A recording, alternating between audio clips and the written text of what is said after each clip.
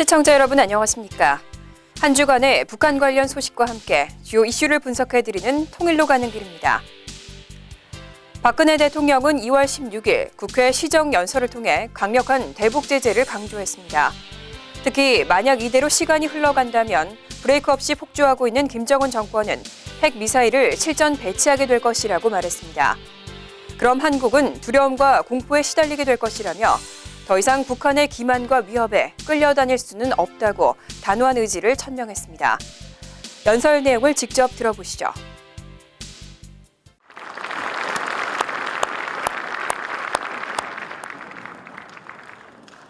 존경하는 국민 여러분, 국회의장과 국회의원 여러분, 저는 오늘 북한의 핵실험과 미사일 발사에 따른 한반도의 위기가 고조되고 있는 상황에서 국민 여러분의 불안과 위기감에 대해 정부의 대처 방안을 설명드리고 국회의 협력과 동참을 당부드리고자 이 자리에 섰습니다.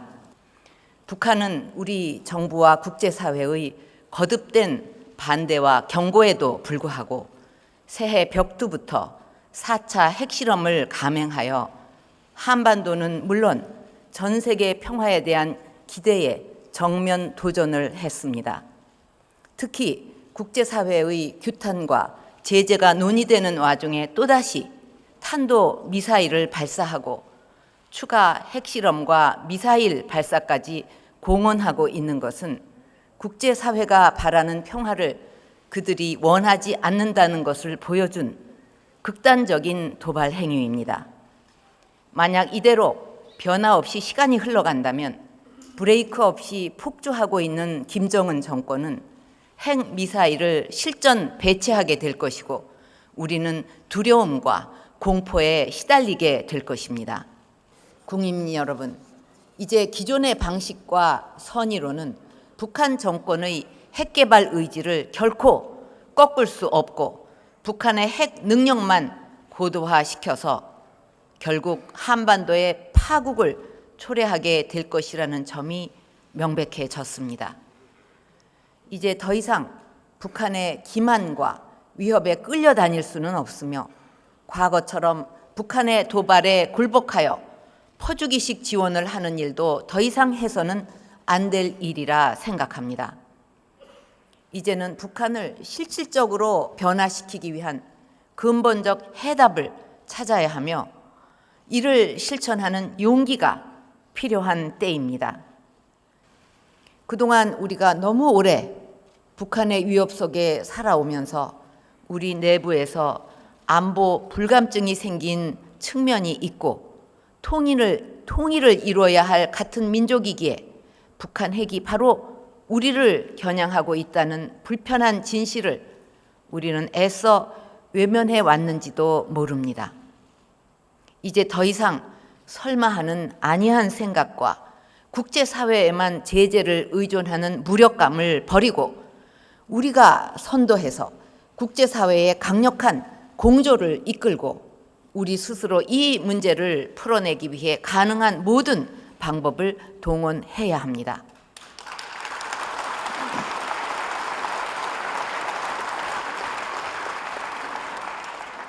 이번에 정부가 개성공단 가동을 전면 중단하기로 결정한 것도 북한의 핵과 미사일 능력 고도화를 막기 위해서는 북한으로의 외화 유입을 차단해야만 한다는 엄중한 상황 인식에 따른 것입니다. 잘 아시듯이 개성공단을 통해 작년에만 1,320억 원이 들어가는 등 지금까지 총 6,160억 원의 현금이 달러로 지급되었습니다. 우리가 지급한 달러 대부분이 북한 주민들의 생활 향상에 쓰이지 않고 핵과 미사일 개발을 책임지고 있는 노동당 지도부에 전달되고 있는 것으로 파악되고 있습니다. 결과적으로 우리가 북한 정권의 핵과 미사일 개발을 사실상 지원하게 되는 이런 상황을 그대로 지속되게 할 수는 없습니다. 세계 여러 나라가 대북 제재에 동참하고 있는 것도 국제사회의 도움이 북한 주민들에게 돌아가지 않고 김정은의 체제 유지에만 들어간다고 보기 때문입니다.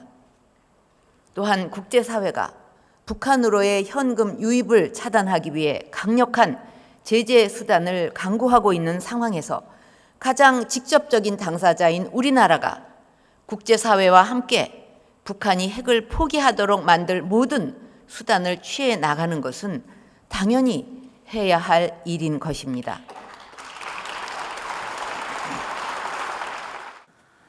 이번 박 대통령의 연설은 북한에게 핵을 포기할 것인지 아니면 체제 붕괴를 선택할 것인지 최후 통첩이나 다름없어 보입니다. 과연 북한이 한국과 국제사회의 강력한 압박에 대해 어떤 반응을 보일 것인지 주목됩니다. 하지만 북한은 쉽사리 도발 행태를 중단하지 않을 것으로 보입니다. 김정은은 장거리 미사일 광명성 4호 발사에 기여한 과학자와 기술자들에게 연회를 베푼 자리에서 앞으로도 위성을 더 많이 쏴 올려야 한다고 강조했습니다. 조선중앙통신 등 북한 관영 매체들은 김정은 북한 국방위원회 제1위원장이 2월 13일 장거리 미사일 광명서 4호 발사에 기여한 과학자, 기술자, 노동자 수백 명을 초대하여 대규모 발사 성공 축하 연회를 개최했다고 보도했습니다.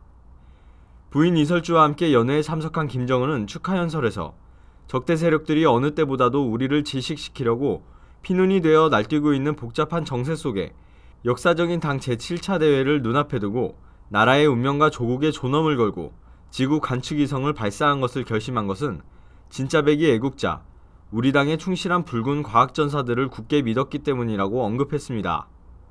또한 김정은은 오늘의 대성공을 더 큰 승리로 쟁취하기 위한 도약대로 삼고 더 높은 목표를 달성하기 위한 과학연구 사업에 촉매진해 앞으로 주체조선의 실용 위성들을 더 많이 쏴올려야 한다고 강조했습니다. 겉으로는 평화로운 목적의 위성 발사라고 주장하면서도 실제로는 군사적 수단임을 김정은 스스로가 다시 한번 자인한 겁니다. 또한 국제사회의 경고와 제재에도 불구하고 앞으로도 장거리 미사일 발사 등 각종 도발 행위를 지속할 것이라는 의도를 드러낸 것으로 해석할 수 있습니다. 이번 연회에는 지난해 말 중국 베이징 공연을 앞두고 돌연 철수했던 모란봉악단이 등장해 축하 공연을 벌였고 김정은은 이설주와 함께 밝은 표정으로 공연을 감상했습니다. 통일로 가는 길, 정세진입니다.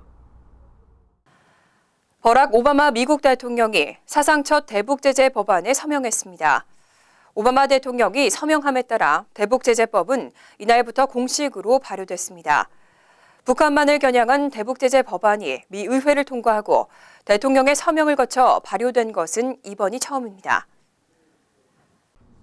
에드로이스 하원 외교위원장이 대표 발의한 이 대북제재 법안은 역대 발의된 대북제재 법안 가운데 가장 강력하고 포괄적인 조치를 담고 있습니다.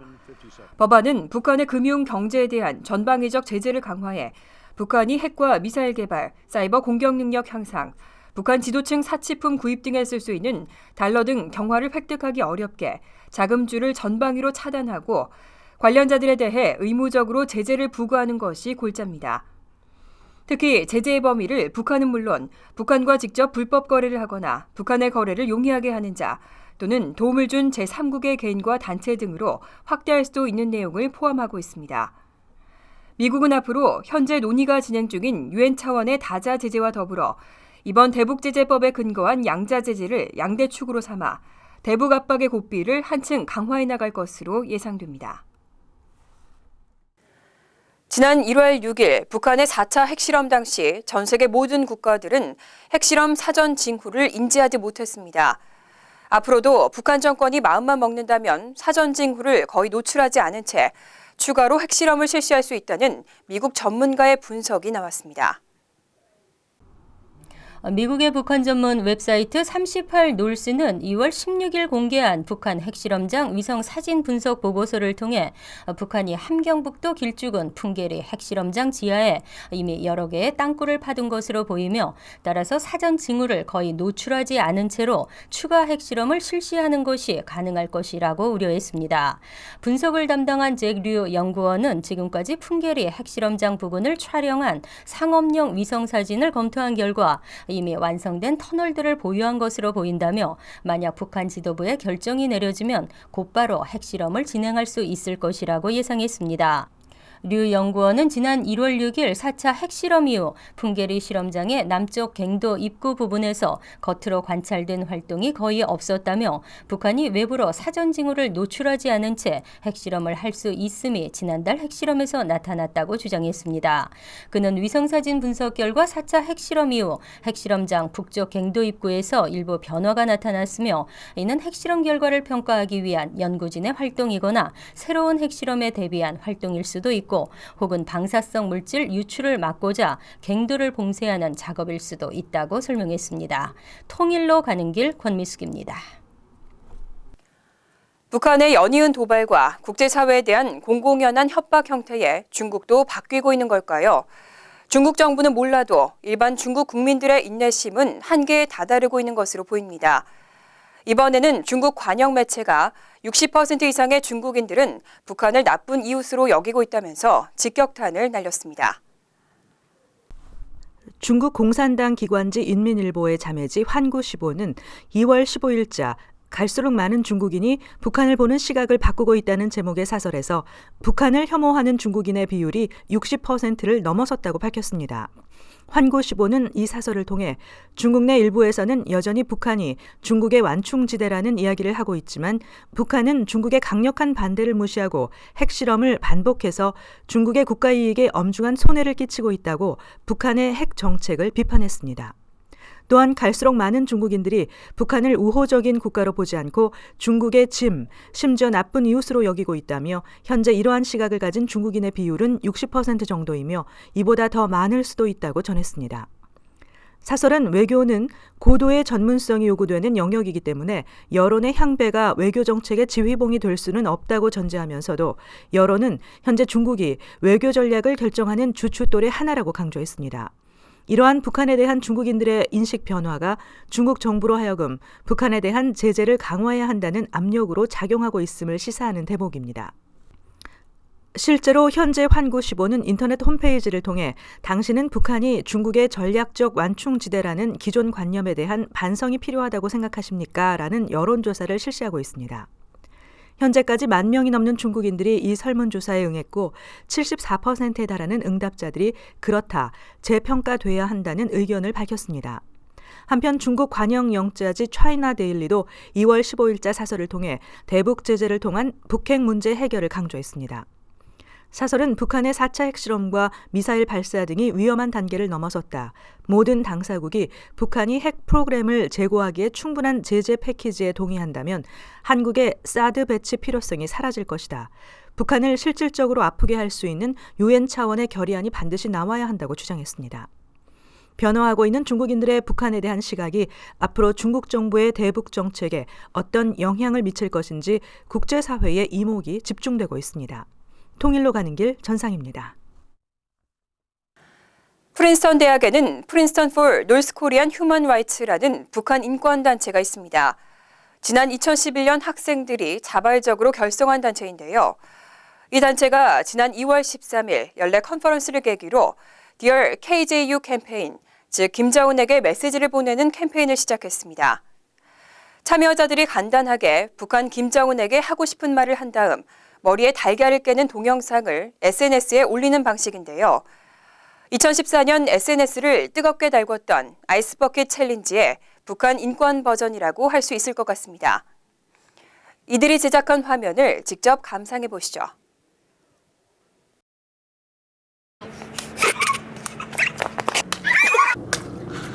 Dear Kim Jong-un, stop your nuclear weapons program. Dear Kim Jong-un, stop sending political dissidents to concentration camps. Dear Kim Jong-un, stop abducting foreign nationals. Dear Kim Jong-un, stop making people serve in the military for 10 years. Dear Kim Jong-un, stop abusing UN Security Council resolutions. Dear Kim Jong-un, please stop human rights violations. Dear Kim Jong-un, stop all the regime-sponsored cyber operations against United States and South Korea. Dear Kim Jong-un, release all detained American citizens, like University of Virginia student Otto Warmbier. Dear Kim Jong-un, there's a reason why so many people try to defect your country. Think about it. Dear Kim Jong-un, lose some weight. Stop eating your people's food.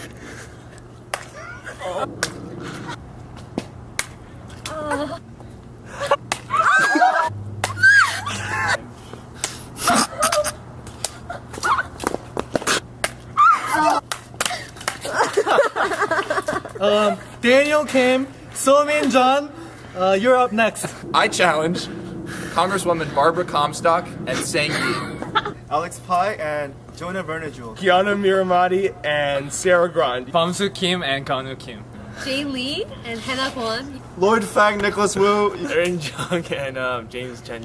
Jess Lee and Hee-Jae Jae. Alicia and Beidou. You have 48 hours. 48 hours. You have 48 hours to respond or donate $20 to Sting Project. 북한의 독재자에게 직접 핵 개발을 중단하라고 요구하고 북한 주민들의 인권을 존중할 것을 요구하는 어린 학생들의 용기에 갈채를 보냅니다. 디얼 KJU 캠페인은 북한의 연이은 도발과 열악한 북한의 인권 상황에 분노하는 사람이라면 스팅 프로젝트 홈페이지를 통해 누구라도 참여할 수 있습니다. 우리 동포분들께서도 이 의미 있는 캠페인에 많이 참여하시면 좋을 것 같습니다.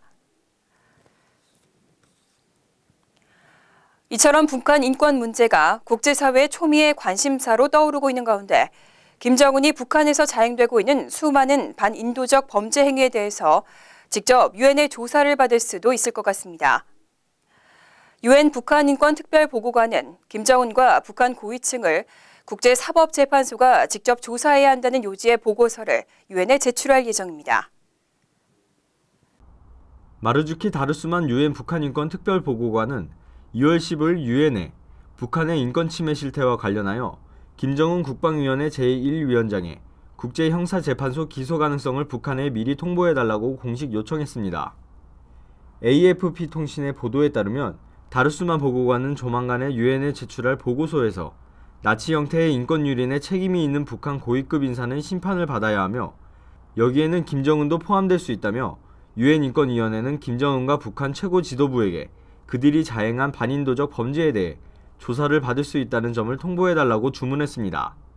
이어 국제형사재판소의 조사를 통해 김정은을 비롯한 북한 지도부의 책임이 확인될 경우 북한 정권이 자행한 수많은 반인권적 범죄에 대한 책임을 묻게 될 것이라고 강조했습니다. 또한 그는 반인도적 범죄에 대한 책임이 밝혀진다면 북한의 책임을 물을 법적 방법을 강구하고 진실을 조사할 3명의 전문가가 임명되어야 한다고 요구하기도 했습니다.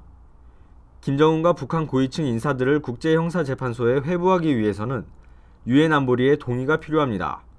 그동안 중국이 북한 인권 문제를 유엔 안보리에서 다루는 것에 대해 거부권을 행사해왔기 때문에 다르수만 대표의 제안이 성사될지 여부는 불투명합니다. 다만 최근 중국이 북한의 장거리 미사일 발사 이후 새롭게 논의되고 있는 유엔 안보리의 대북 제재를 큰 틀에서 지지한다고 밝히고 있기 때문에 상황이 변화할 수 있는 가능성도 있다는 목소리도 나오고 있습니다.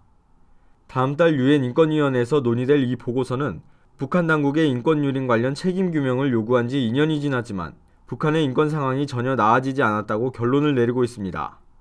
통일로 가는 길, 정세진입니다. 미국이 자랑하는 최첨단 F-22A 랩터 스텔스 전투기가 한국에 파견되고 대북 무력 시위에 나섰습니다. 최근 한반도에서 그 위용을 드러냈던 B-52 전략폭격기와 핵 추진 잠수함에 이어 미군의 전략무기 3종 세트가 한국에 잇따라 배치됐습니다. 전문가들은 동맹국 한국에 대한 확고한 방어 의지를 보여주려는 미국의 조치라고 해석하고 있습니다. 일본 오키나와 가데나 기지 소속 F-22A 랩터 스텔스 전투기 4대가 2월 17일 한국 공군 전투기들의 엄호를 받으면서 오산 기지에 도착했습니다. 최고 속력이 음속의 2.5배에 달하는 F-22A 전투기는 가데나 기지에서 출격하면 평양까지 1시간 이내에 도착이 가능합니다. 레이더 반사 면적이 벌레 크기에 불과해서 레이더만으로는 탐지가 불가능하기 때문에 F-22A가 접근해서 미사일을 쏴도 적기는 속수무책으로 당할 수밖에 없습니다. 또한 첨단 항법 전자전 장비로 최대 250km 떨어진 적의 위치와 정보를 파악해 정밀 폭격을 할 수 있습니다. 유사시 북한 깊숙이 투입해 핵과 미사일 기지, 김정은 은신 장소 등 핵심적인 군사시설과 지휘소 등을 파괴할 수 있다는 의미입니다. 테런스 오쇼너시 주한 미 7공군 사령관은 2월 17일 오후 오산 공군기지에서 열린 기자회견에서 이번 훈련은 한미동맹의 힘을 보여주기 위한 것이라며 한반도에서 평화와 안정을 유지하려는 한미 양국의 결의가 담겨 있다고 평가했습니다.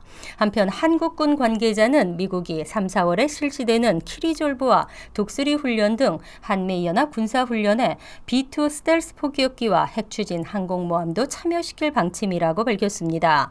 B-2 포기업기는 16기의 핵탄두 탑재 순항 미사일을 싣고 있고 핵추진 항모와 이지스함, 구축함 등 10여 척으로 이루어진 항모 전단은 웬만한 국가의 군사력을 능가합니다.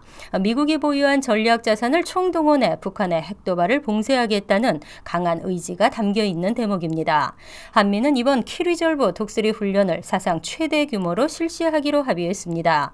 한국 국방부는 지난해 대비 참가 병력 5,750명, 항모 강습단 1개, 전투기 45대가 추가로 투입될 예정이라고 밝혔습니다. 통일로 가는 길 권미숙입니다. 북한 정권이 이렇게 핵실험에 장거리 미사일 발사 실험까지 연이어 마이웨이 도발을 계속하면서 북한 이슈는 미국 대통령 선거의 주요 어젠다로 부상하고 있습니다. 특히 공화당 주자들은 북한을 테러 지원국으로 재지정하고 선제 공격에 나서야 한다고 주장하는 등 강경한 목소리를 내고 있습니다. 본격적인 대선 캠페인에 들어선 가운데 미국 공화당과 민주당 양당의 주요 대선 후보들은 북한의 핵실험과 장거리 미사일 발사에 대한 강경한 목소리를 쏟아냈습니다. 뉴햄프셔 프라이머리에서 1위를 차지한 도널드 트럼프는 최근 방송에서 연일 미치광이에게 미사일을 주어서는 안 된다. 김정은에 대한 암살 또는 그보다 더한 조치가 필요하다고 목소리를 높였습니다. 아이오와 코커스에서 1위를 차지한 테드 크루즈 상원의원은 오바마 대통령에게 보낸 편지에서 과거 이란에 대한 제재 수준으로 대북 제재 위력을 강화시켜야 하며 북한을 비호하는 중국을 상대로 보다 공세적인 외교를 펼쳐야 한다고 밝히기도 했습니다.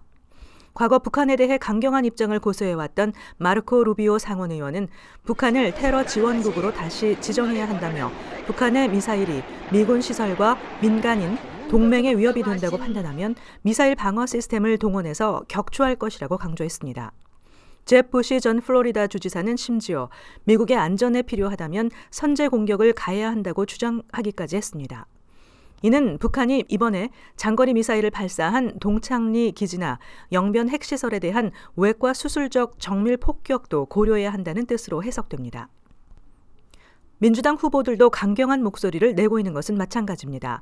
힐러리 클린턴 전 국무장관은 세계를 협박하려는 북한의 깡패 짓에 굴복할 수 없다며 동북아 영내 국가들과 협력해 북한을 고립시키고 차단하기 위한 가능한 모든 조치들을 강구해야 할 것이라고 강조했고, 버니 샌더스 상원의원도 북한은 핵무기를 보유한 독재자에 의해 운영되고 있는 매우 고립되고 편집증적인 국가라며 북한은 러시아나 중국보다도 미국에게 가장 큰 위협이라고 말하기도 했습니다. 통일로 가는 길 전상입니다. 지난해 12월 27일 제11회 방송에서 북한이 한국계 캐나다인 이면수 목사에게 종신형을 선고했다는 소식을 전해드렸습니다. 캐나다 연방의회는 여전히 북한에 억류되어 있는 임 목사 석방운동에 적극 나서고 있습니다. 캐나다 연방의회는 2월 17일을 이면수 목사의 날로 지정하고 기자회견을 열어 이면수 목사에 대한 대대적인 석방운동을 전개할 것이라고 대내외에 천명했습니다. 이 행사에는 캐나다 최초 한인 여성 출신 연방 상원의원인 연아 마틴 상원의원을 비롯하여 토니 클레멘트 하원 의원, 로나 엠브로스 보수당 임시대표 등 보수당 관계자, 알리에 사시, 오마 아라브라 등 자유당 의원 등이 동참했습니다. 이면수 목사가 담임 목사를 맡았던 온타리오주 토론토 큰빛교회는 이날 인터넷 서명운동 등을 통해 15만 명 이상이 동참한 이면수 목사 구명 청원서를 클레멘트 의원에게 전달하기도 했습니다.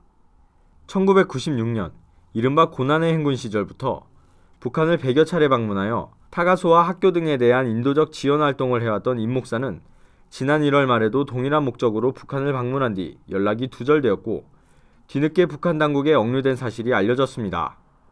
이를 두고 캐나다 언론은 임 목사가 억류된 이유가 북한에서 추진됐던 국수공장과 제분소 건설 등의 사업이 지난 2014년 12월 처형당했던 장성택과 관련이 있기 때문이라고 주장하기도 했습니다. 북한 최고재판소는 2015년 12월 16일 임 목사에 대해 종신징역형에 해당하는 무기노동 교화형을 선고했습니다. 이후 조성준 토론토 시의원을 비롯한 캐나다 동포들이 임 목사 석방운동에 나섰고 큰빛교회는 조속한 무사귀환을 촉구하는 온라인 서명운동을 전개해왔습니다. 통일로 가는 길, 정세진입니다. 미국 상하원에서 잇따라 통과한 대북제재 이행 강화 법안에 18일 오바마 대통령이 서명함에 따라 법안은 드디어 공식 발효됐습니다. 이 법안은 앞에서 전해드린 대로 제재 수위와 범위가 과거 이란에 대한 제재와 비교할 수 있을 만큼 명실상부한 역대 최강이라고 할 수 있는데요. 개성공단 가동을 전면 중단하는 등 강력한 대북 제재를 추진하고 있는 한국 정부의 정책 기조와 맞물려서 북한을 실질적으로 변화시킬 수 있는 동력이 될 것으로 보입니다. 통일로 가는 길 오늘 순서는 여기까지입니다. 시청해 주셔서 감사합니다.